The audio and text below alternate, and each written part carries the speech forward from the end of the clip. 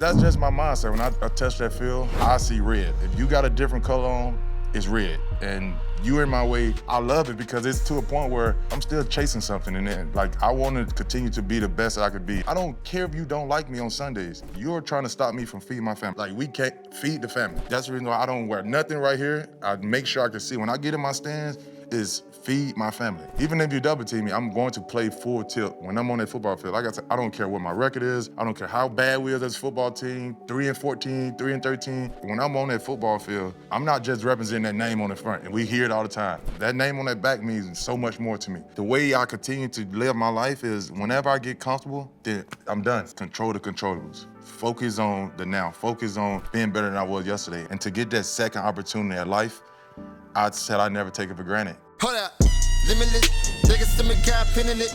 I fought the head to witness it. Got my people feeling militant. Way I'm feeling got me up. On the mission got me up.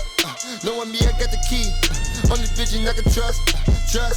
Limitless, take a stomach, got a pin in it. I fought the head to witness it. Got my people feeling militant. Chan, you look cute too in your Titans gear. Man, you see how big this dude is? I'm gonna get on his good side. I saw him choke somebody out today at practice. I said, no, sir, not me. I appreciate you wearing the colors. Somebody came in here with that yellow and black on, you know. Yeah. Hey, it's the color of the podcast though, Jeffrey. It's not anything about what teams I represent. I ain't say that. I just said somebody came yellow black. You know? I just want to make sure he don't put hands on me like he did old boy out there today on the field. Let's cut this thing in half because we got Titan shit on. You had just said they had a pleasant practice. Was no fights. Yeah, it wasn't no fights. They kind of wanted us today. No punches. Yeah. Don't throw no punch. They gonna get after it when the pads get on. It's gonna get real. I like it. Man, Jeffery Simmons, man, welcome to the Pivot. We are really excited to have you. This is Channing Crowder, Fred Taylor, and Ryan Clark. Pivot fam, thank you for pivoting with us as usual. Hatch, you know, that's my guy. Got to play with him. One of the best dudes I know. I know you guys are extremely close as well. You know, interior D lineman, made a ton of plays, very much like yourself.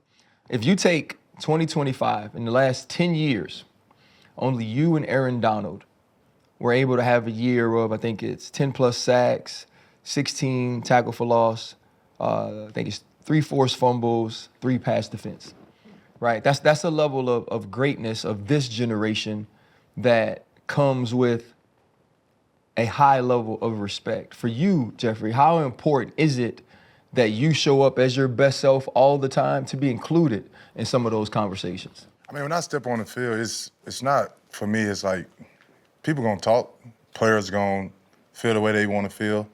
It's one of them things to where when I step on the field, I don't care about nothing else, but how can I be the best for my team? And my first couple years in the league is, man, let me set a goal. Let me set a goal for 10 sacks a year. Let me set a goal, I want this amount of tackle for loss.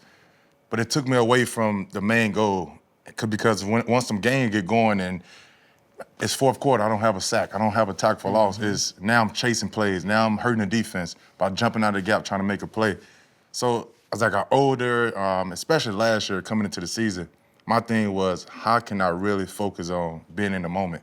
And for me, being in the moment was just, make the play with it, is celebrate my teammate because I know I'm gonna get the slide. I know I'm gonna get double team, triple team. But when my opportunity come to make that play, I can't not be ready for it. And it's like them one-on-ones, I mean, as much as I get double, I don't know when they're gonna come. But it's also, when that double team come, how can I create my one-on-one even with a double team? How can I get to the center? We all know most centers, they're the lightest, the worst offensive lineman play center on team. So it's how can I get to them guys on this different level to affect the game and affect the quarterback? So I love that. That's just my mindset. When I touched that field, and I remember being on the set with Armstead, it's like, I see red. If you got a different color on, it's red. And is you in my way, and you trying to stop me from feeding my family, and that's how I play the game. Does it ever get frustrating being one of the, you brought up Aaron Donald, you like the Saps, the Reggie Whites, like you on that level, but to not have team success. Like you said, you want to stay in the moment, but you balling, you all pro. But the team success isn't coming with even as much and as red as you can see, that team success isn't coming. I mean, I can't lie like it's not frustrating. I mean, that's the nature of us. We want to win. We want to succeed as a team because, I mean, you saw, like, even the times where you are successful, the team get more like it sucks not having a primetime game. Like that, it make me mad to see like 2 years in a row to where, I mean, I see some teams that with the same style, same record, not much success, but they still got primetime games. So that pissed me off internally because I'm like, I know the type of guys we have in this building. I know like last year going to the training camp, I know what we got. I know how we practicing, like, but we not getting that success. So yeah, I can't sit up here and say, nah, man, it's not frustrating. But that's also go back to being in the moment. When we go into games, like we 3-14 last year, but I could tell you because of myself, because of guys in the locker room, we never went into the game but like, guys, we on a 4-game losing streak. We on a 5-game losing streak. We finna lose this game. Mm-hmm. We went into game with a mindset that we could beat the Seattle Seahawks. Mm-hmm. We could beat the New England Patriots, the 2 teams that was in the Super Bowl. I mean, you go turn on that tape. I mean, the Seahawks, we gave them hell. Like, you know, so it's just things in that nature where it was the guys in the building to not get to that point where like, here we go again, bro. Another Sunday. Let's just go out there and give our best. Like, we going out there to win. And it's my job as a leader, as a captain of the team to keep pushing it. Even though we're not having success that last week, who knows? We could turn the thing around. And, man, season over with. But I'm still trying to preach that to our locker room because them tables going to turn eventually. So they've turned already, man. You got new era, new coach, new regime, new players, a lot of new additions. What's been the biggest thing you felt since Coach Saleh has stepped in the building, and how has he challenged you guys to like raise the standard around here? I mean, I'm big on energy, not just with the game of football, life. Like, tell my family, like, don't come over here with that negative energy. But for me, I hate to compare the coaches. Like, I hated to compare Callahan to Vrabel. Every coach is different. I hated Saleh to Callahan. And when I say it, I don't say it to compare. But when you walk into this building, the energy is different. Right. The excitement from guys on the offensive side, like I don't know what it is when he be talking to them in the meeting room, but they come out of the meeting room and in the locker room excited. Yeah. You know, to Cam, like the joy that, you know, I mean, early on doing, you know, OTAs and minicamp, the excitement that he had learning this offense. And I just feel like, man, the pressure is not so much on Cam, and I used to try to tell Cam that, but to see him take that next step and to see the push that Saleh been talking about from us on defenses, I take that back. As a team, it ain't just defense, fast and violent. Right. That is all team. Like that's the team. He want the offense playing with fast and violent, the defense fast and violent, special teams fast and violent. So, I mean, he brought a different energy in the building. And when you walk into the building, I'm sure y'all that practice, y'all feel it. And, you know, my brother, he said, man, things just feel different around here. And like I said, new coaching staff, new logo, new uniform. Yeah. I just feel a newness around here, man. And I like how much, Saleh, even Gus came up to me, Coach Gus came up to me today, like, you're going to be held at the highest standard. And I hear it every day from Coach Whitecotton. And, man, he's a maniac. To get a coach to push, no offense to all my other coaches and like Coach T, like he got everything out of me. But these like Whitecotton, he different. Like I could just tell getting out the stack, the way he run individual, like I love that. Like I'm about to curse, but I love it because it's to a point where I know I'm still chasing something, and then, like I want to continue to be the best that I could be, and them guys are gonna push me to be that. So, yeah. You mentioned Cam. He ain't had to put his hands on you this year like he did last year, huh? Nah, we ain't got there yet. We ain't got there yet. You know, it's one of them things to where it's like your kids. You mean when they start walking, you like get away, get out that kitchen. Mama cooking. You know, don't touch that stove. Yeah. They still want to touch it, and it's like I used to mess with him like he was a young buck. He was a rookie back then. Right. He ain't know. Right. So but man, when I say like I just had a talk, it's crazy. I just had a talk with Cam in the weight room, and not to really get into what we talked about, but for me, I could still feel that like Cam want to be great. He want everything to be perfect. He asked him questions like what I need to do or what I needed, and I told Cam, and I just shared it without going too much in detail. You have to demand when you speak, when you say something. I don't give a damn. If it's me, if it's in front of the whole team, it's just offense. Everybody listening. I said, when you see guys like the Mahomes, the Tom Brady's, like, it's a reason why it's team success. Yes, Tom Brady, we can say the best quarterback that ever played the game. But when you think about these teams that having all these success, I mean, we can say, Jeffery Simmons, you've been here 8 years, you're the face. No, I told Cam today, this your team. Like, when you talk and you demand something on that field, off the field, we listen. And that's the bigger thing, and I could tell that he want to know that. He want to grow, he want to continue to grow, and I'm excited for him. And I told him, I mean, we're going to talk smack, we're going to maybe get to fighting that practice, push and shove, but we're in this thing together. I'm trying to win on Sunday, and it's my job, especially as an older guy, to continue to help him develop on that side of his game. And the football stuff going to take care of itself. You know, we played on a team that was heavy defense in Pittsburgh, but that's the job of a leader on the defensive side of the ball, to empower the quarterback that when they do stand in the room, the best player on the team is saying, nah, this is the guy. And sometimes you have to make sure the other people in the locker room know that you feel that way as well. And you mentioned Seattle. I know Chan got a question. You mentioned Seattle. The thing I remember the most about that tape, too, is that of a lot of quarterbacks that played Seattle, he wasn't scared, right? Like, he went out and showed that he belonged. And I think with that type of leadership of you telling him, nah, this is for you, and the level of talent he has and the want to, sky is the limit for him. Oh, kind of on that same thought process. Do you empower Cam, where if somebody was to disrespect him, they scared of you physically, you tighten their ass up?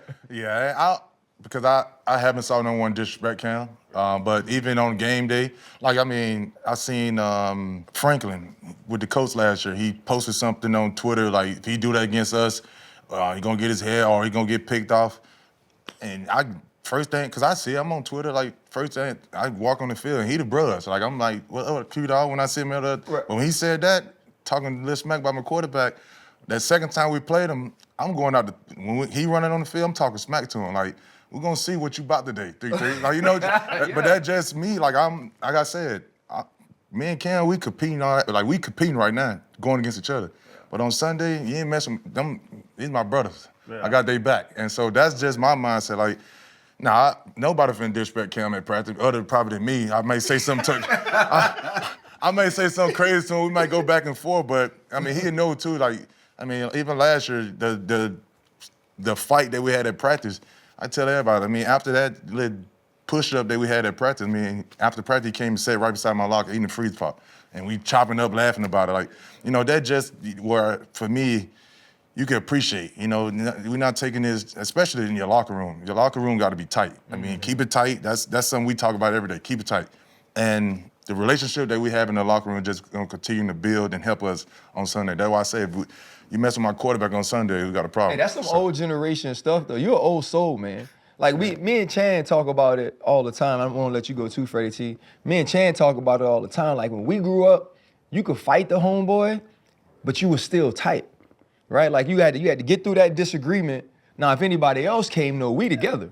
It's a problem. Right? It's a problem. And I love the fact that you have that mindset, but also Cam, to understand that we're competing at this, but when we go in this locker room, we're together because this generation is different. And to have somebody with that mindset at that position is extremely important. Most people look at their D tackle, their interior D lineman, as a guy just to go dominate on Sundays. But you're a leader, and you speaking how you speak about Cam, going over to pull him to the side, say, no, this is your team. When did you realize that your voice could be more impactful than your play is? I mean, like I said, when you coming into the league, drafted first round, but you got guys like Jarrell Casey in the room. You got guys like, you know, leading me when I got in, Wesley Woodyard, like guys like that, Kevin Byard on the defense side. You listen to these guys talk, but the way I led, I didn't know how to lead. I think for me, my leadership was like, cursing and really like, you know, but I remember it was 2 years ago, Denard, DC, he called me in. It was like the end of the year. And I knew they kind of talked about it because Callie had the same message for me going into his, after that first year. And it was like, we love your leadership, but how are you getting to certain guys? Right. And like we said, this generation different. And when I was growing up, my brother ain't talk to me like, come on, Jeff. Like, It's like me and him about to fight in the backyard, like, cause you know what I'm saying, like. My uncle ain't talking to me like, hey Jeff, this, like he talking to me like, right. you know, and your little ass this is up. a different generation. Right. So for me, I knew how to lead, but it was, how can I really, I kid you not, I got notes in my phone. I'm calling D-Ware, DeMarcus Ware. I'm calling my uncle because, of course, their relationship. So I'm calling them like, man, how can I really get to certain guys, these young guys? Because my type of leadership, it's not really getting to him. Like, it's like, when DeMarcus Ware told me this one thing, he said, give him a vision and not an outcome. And so, I'm like, what do you mean by that? And it's like so much of, man, you need to get your, but hey, bro, this is what I expect. This is how we should do it. This is how things should go. And when I got back that's going into the camp, I'm like, okay. When I started to do that, that's when I realized I started to really get guys to say, all right, this is what he mean. He not so much of, it don't feel like a attack. I feel like a lot of guys, the way I was leading, certain guys felt an attack. Like I could go to Arden Key the last 2 years and be like, bro, you need it. Like I'm finna beat you. Like get it together. But like certain guys who where it's like this how I gotta talk to this guy. The vision, not an outcome. So I would say it took me a minute to really realize that, you know, it's not so much of sometimes the way it's come out, but it's really just a message. But how can I get my message across to certain guys to know that it's not coming from a bad place? I'm just trying to win. And so I probably would say like 2 years ago to when it really hit me when I had that conversation with Denard and Callahan to where how can you lead a little better and not so much of, I mean, he's got guys shutting down sometime during the middle of the game to where, like, coach, this is what I'm used to. Like, that's how I try to get, this is how I would get going. Like, some guy come to me and say, Jeff, get it going. Like, that's how, okay, next series, I'm going out there. That was the next part of it. I was going to ask you, how has it helped you become a better player? As a player, especially with my leadership, for me is, I'm going to go out there and practice hard. I'm going to talk my smack. I'm going to run to the ball. And I'm going to do the things for me. Because it's like, you could talk about it all day for me. Like, I could go out there and talk. I could say this and that. I could break it down on the sideline before we attack the field. But when you turn on the tape and you see me not doing it, when I'm not doing it, because I tell everybody, I'm the biggest critic. I've been in the back of the meeting room. Before White Cotton even say something to me, I'm already jotting down. I need to do this. And because I'm watching the tape and I'm seeing, like, that's not my standard. And when I turn on the tape, when I'm not doing it, like, that's what helped me as a player, because I'm like, if I can't do it and coach, and I know Saleh gonna do it, like, he put me on the board, like, do that, because that's where right there is just showing that I'm no bigger than any other guy on this football keep and that's just my mindset. That's keep me, I mean, you gotta keep me humble. And it's one of the things to where I never get comfortable. Like, that's just, once I get comfortable, it's time for me to hang them up. So. Hey, you talk about keep you humble. There's a direct quote from Jeffery Simmons that said, my mindset is when I'm on the field, I'm not like everybody else. I'm a different breed. What does that mean to you? A different breed? I mean, cause I can't. I would say, it's just like the top 100. When you see them lists, and I like this past year, like, cool, I had a good year, but do guys really respect you as a player? Do guys? I wouldn't even say it's so much respect, because on Sundays, you know who really respect you. It's the reason why they double teaming and triple team. Right. But for me, I don't go on that football field. When I touch that line, even at practice, like some of my teammates probably hate me on the field, but I don't go on that football field to get liked. I don't care if you don't like me on Sundays. Because as I go back to, you're trying to stop me from feeding my family. I got it right here. My uncle got it. Like, we can't feed the family. That's the reason why I don't wear nothing right here. I make sure I can see. When I get in my stands, is feed my family. And that's all I could think about. So when I'm on the football field, yeah, we got first down guys, we got second down guys, but when 9-8 on that football field, you better double team me. That's my mindset is, even if you double team me, I'm going to play full tilt when I'm on that football field. Like I said, I don't care what my record is. I don't care how bad we are as a football team, 3-14, 3-13. Last game against Jacksonville, we know we ain't going to the playoff. Who cares? Like, when I'm on that football field, I'm not just representing that name on the front, and we hear it all the time. what I'm leaving on it. That name on that back means so much more to me. So it's like, for me, when I step on that football field, like I said, we could talk about it, but you gotta, like I said, you gotta respect it. And that just me when I step on that football field. I don't care who lined up across me is on. You don't feel bad for them boys a little bit? We were watching practice today, and I don't want to call his number out, but you was ragdogging this little child around. And I'm like, man, put somebody else on this big bastard, because this is ridiculous. He my team. They my teammates, but I need him. I need him to be his best in September. Yeah. In order for him to do that, I have to push him, and he got to continue to get me better. But I mean, no one gonna feel bad for me on Sundays, or if they double team me at practice and take me 5 yards. You think they said, "Jeff, you okay?" Yeah. They ain't in the meeting room. They probably in the meeting room high-fiving each other. Hell yeah. And so it's like, Got for me, it, yeah. like, yes. Got it. Like, we all about protecting the team, especially, like, that's Saleh, he talk about it every day. Protect the team. That's rule number one of our team rules. But it's also, we play football. And I tell our guys yesterday in the walkthrough, like, we having fun with it, we talking a little smack. Like, I play football for real. Like, when I touch that line, like, I'm gonna give you my best each and every snap. And that's the expectation. That's the standard. Each time we step on that football field, is to continue to get each other better.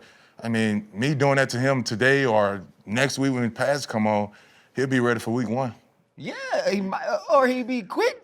Hey, he gonna be like, they gonna be like, he can't play. Clearly, he ain't blocked Jeff the whole camp. But that's you said something.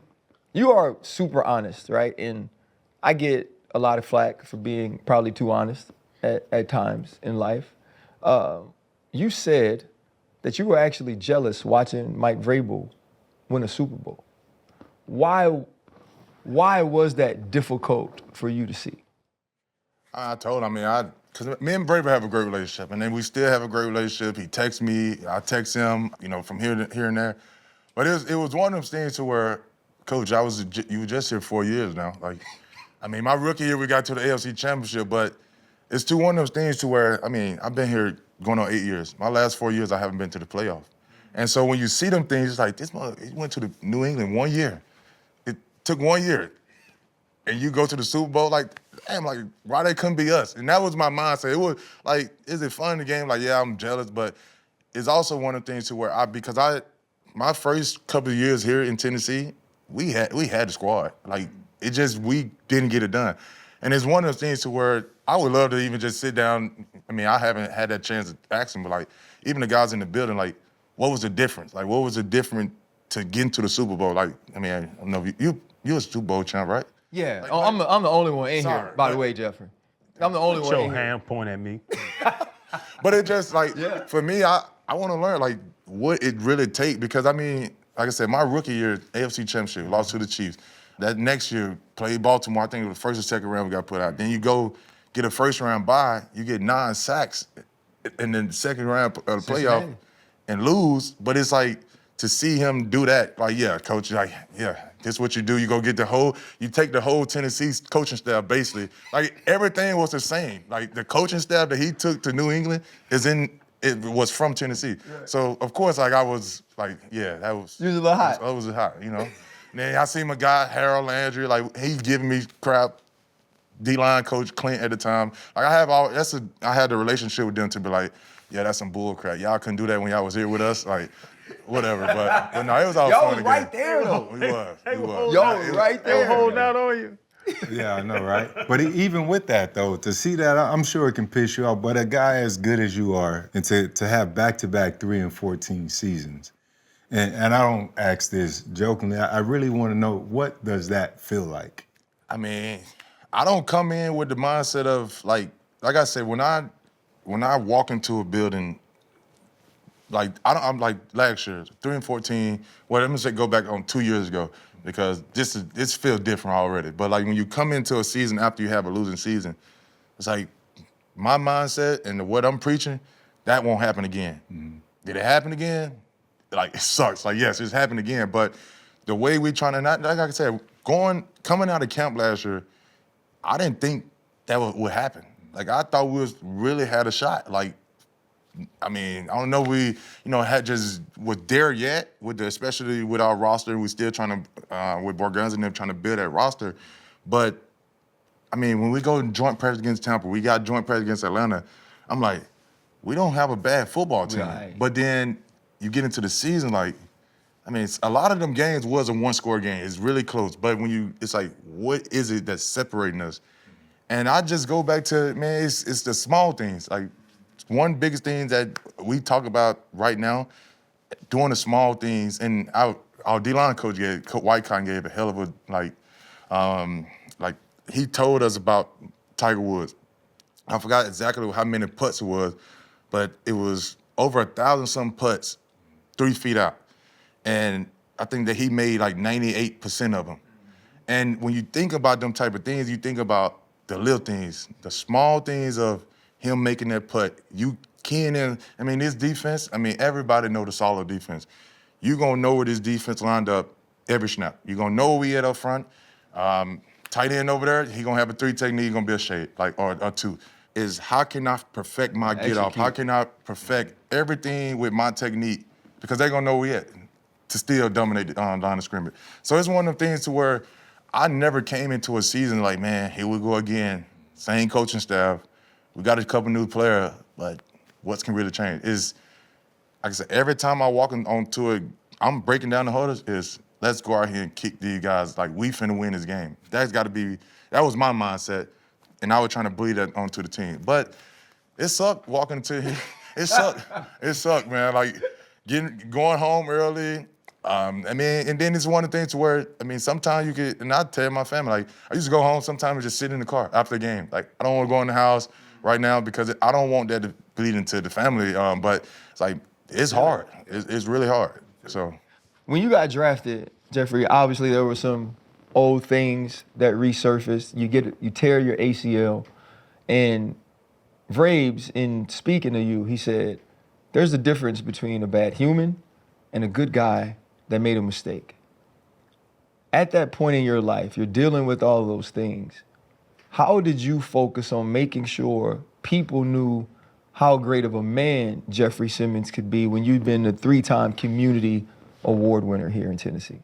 I mean, it was one of the things to where, I mean, for me, when I came, of course, it started all in high school. You know, when you're not a teenager, teenager, almost a grown man, and you make a mistake in life, and I owned up to that situation. And for me, especially when it happened, I felt like crap. Like, I felt like crap. I couldn't sleep. It's like one of them things to where I really just made a dumb decision. And it's in that moment, it didn't feel like a dumb decision, because it felt like, for me, at that time, it was like, I'm protecting my family. I'm doing this and that.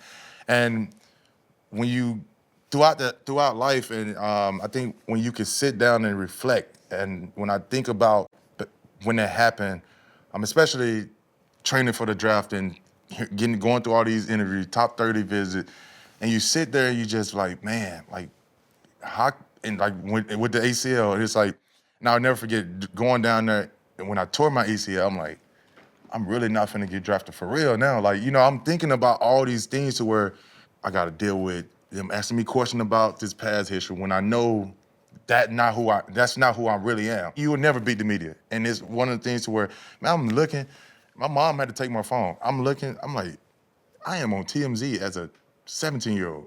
Like, I am on BET, like, making headline news, to where it's like, what for me, I was kept asking these questions, like, what is it? Like, what do you want, like, what message are you really trying to give me? Mm-hmm.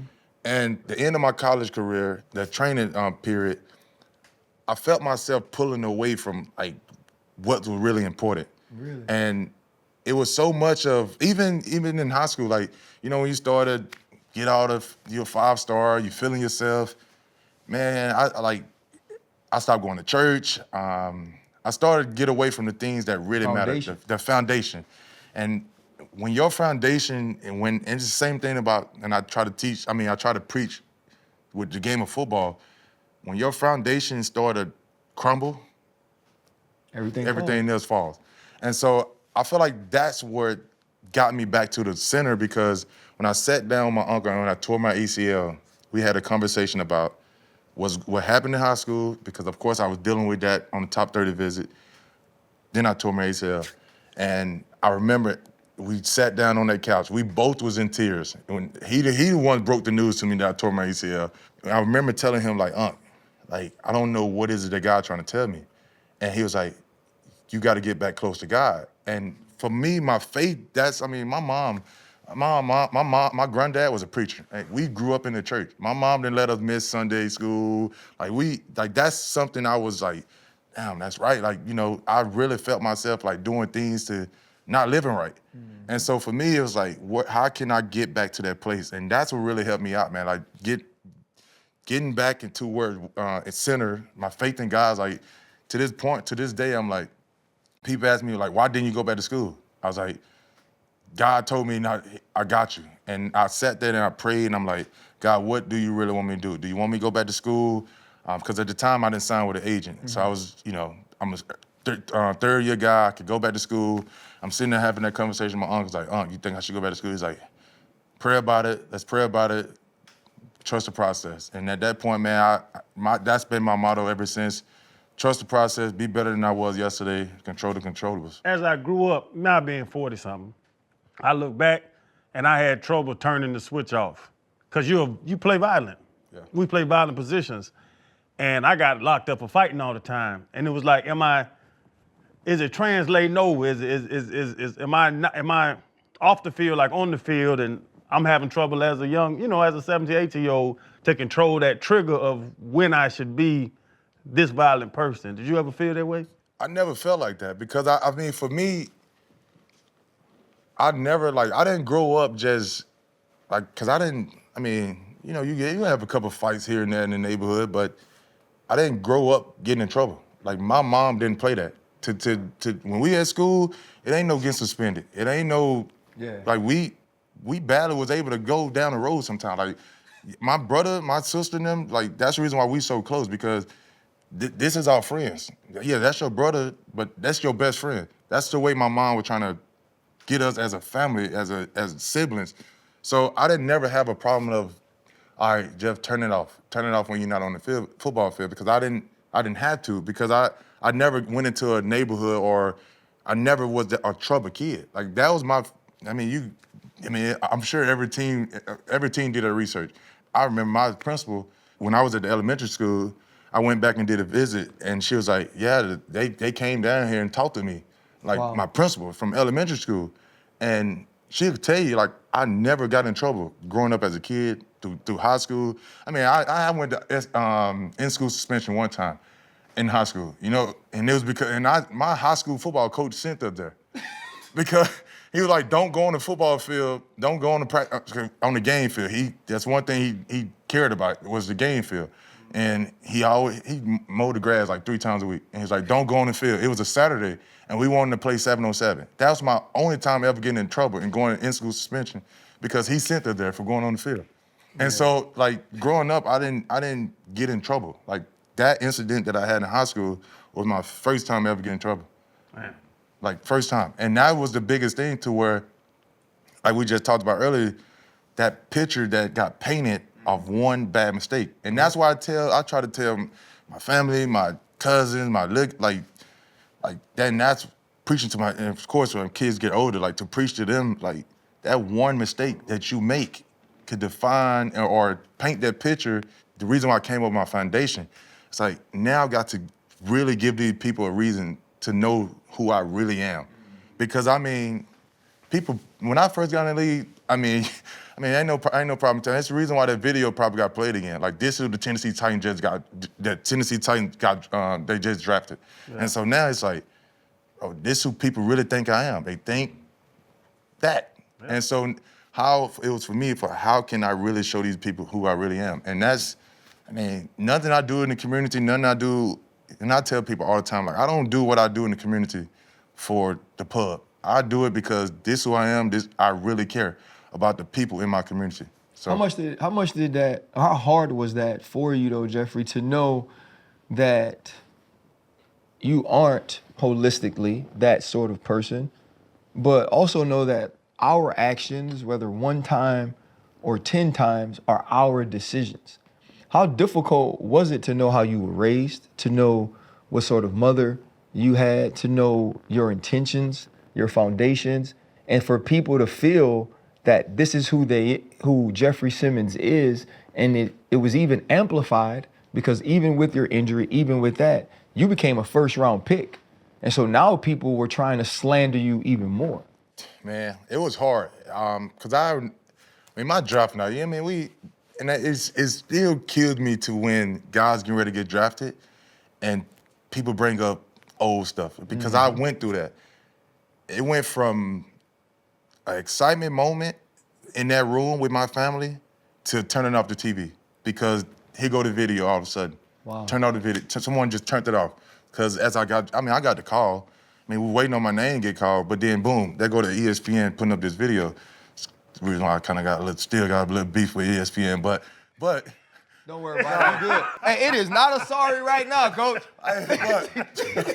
But you know when you see that, like that's supposed to be a moment of happiness, and it still was. It's that I'll never forget my draft night, but I never forget that happening, because I mean I've been out of college. That's 3 years from. I've been in college 3 years. That happened when I was in high school. Before I even graduated high school.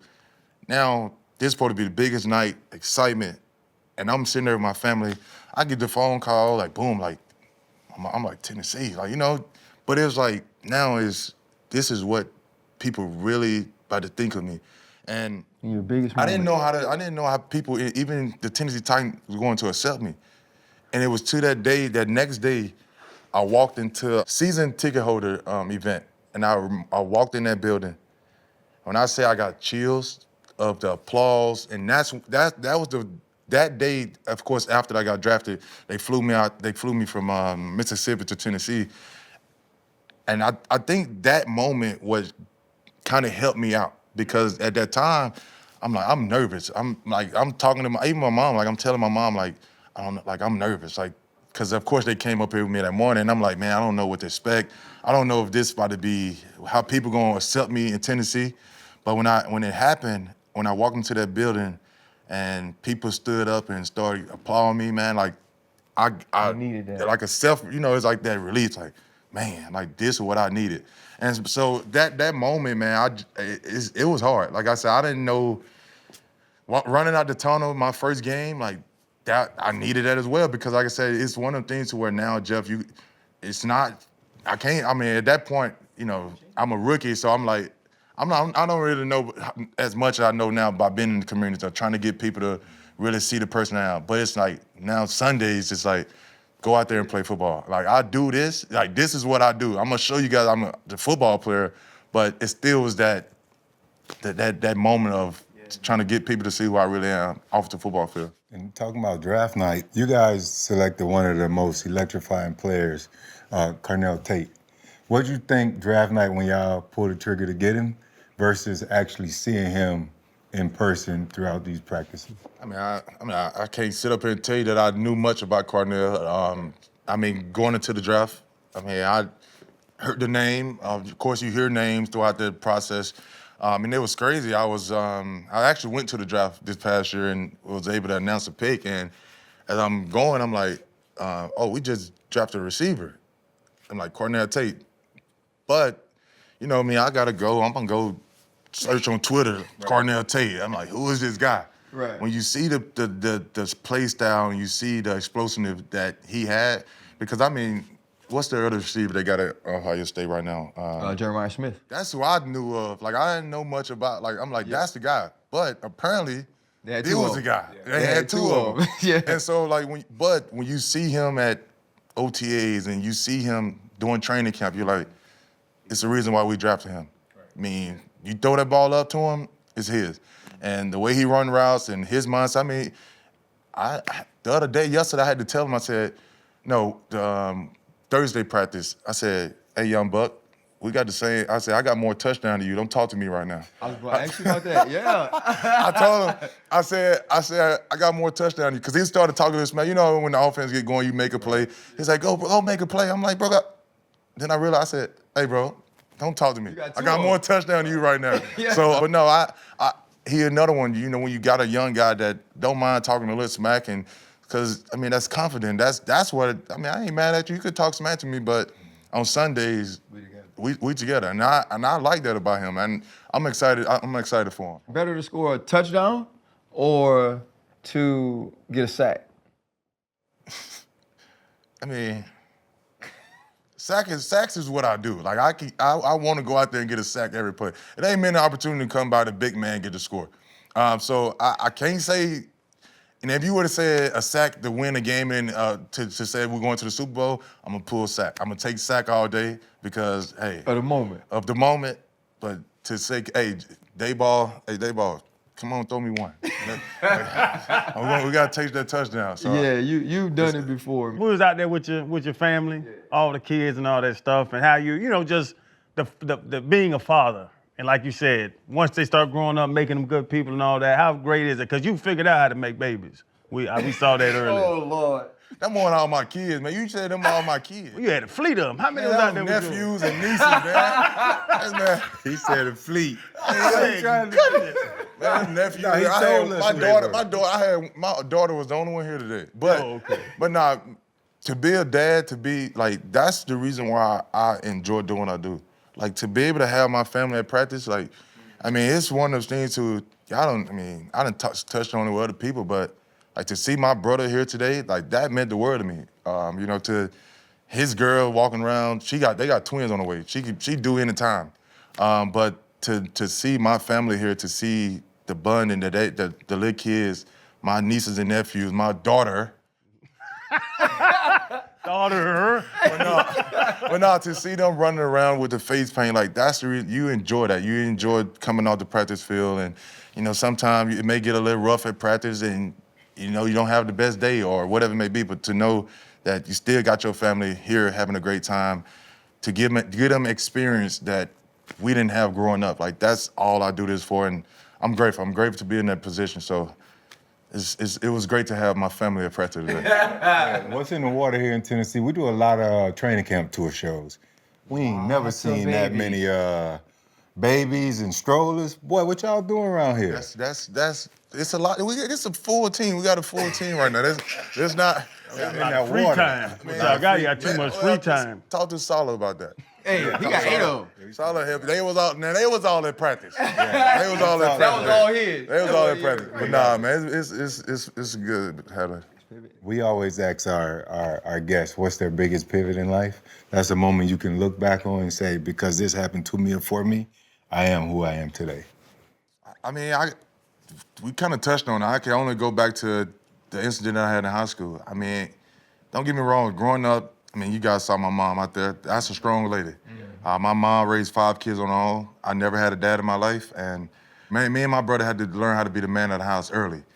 I would say that's kind of what a pivot, because like I said, that's a lot of adversity. To see my mom sit on the side of the bed, cry because she just got laid off, not knowing what's the next thing for her, because she wanted to provide for her 5 kids, that hurt. Especially when you look back on it as a kid, you don't really understand what's really going on. But as I got older, it's like, dang, man, we was on hood. No wonder what, like, come around me to the WIC office. Like, come get these boxes. I didn't understand that as a kid. I'm happy. Let's go get these cereals, these noodles. Like, I'm happy to go get these things. And when you think back on it, like when I continue to think back on it, and I mean, I remember sitting down talking to Coach Whitecott. One of the things to where when we get comfortable, we might as well just say we're done. And I can say, Coach, you don't never have to worry about me getting comfortable. I got all this money, but I don't care. I don't want to get that feeling again. I don't want, my kid don't have to worry about that, but my son, I don't tell, no, we ain't doing that. Like, you know what I'm saying? You ain't finna get comfortable because your dad got it. Because I don't want you to feel comfortable, because in this today game, it's a guy, Jalen Carter. I mean, he right behind me.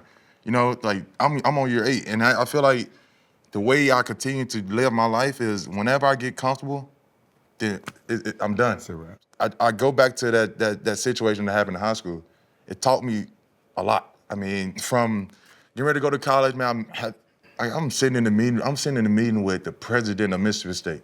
I'm sitting in the meeting room with the AD. Like, we're going to have to discipline you. Like, I'm like, does that mean you're going to suspend me? Like, now for sure, this happened. Now it's kind of this in July. This happened back in April of last year, to where like, man, now this finna get brought back up to where it's taught me so much to, and that's the reason why I go back to control the controllables. Focus on the now. Focus on being better than I was yesterday, and it continued to help me be a better person. Because all I could think about is how can I show people who I really am? And the second opportunity that I got, when I sat down with Dan Mullen, I remember, man, like, you know, we're still gonna sign you. You're still gonna be able to come to Mississippi State. And to get that second opportunity at life, I said I'd never take it for granted. And since that day, man, I don't know, like, I mean, yeah, you know, you get a speeding ticket here and there, but it's you know, heavy foot. But it's like, for me, is how can I not put myself in a situation to not make that mistake again, or to make any mistake, because I never want to get that image painted again. And I'm all about, you know, like I said, I try to be a private person. I try to keep, like, my family, like, we try to stay close as we can. And I'm really, like I said, I'm really close to my family. So I have these conversations with my family. Like, when we go outside, we go to dinner, we go to a lounge, but you guys it's not gonna be, hey, Dylan Bradley, Liner. It's Jeffery Simmons' brother. Yeah. Right. And so that's how I try to talk to my family. Like, you not just, you represent me. And it sucks to say it like that.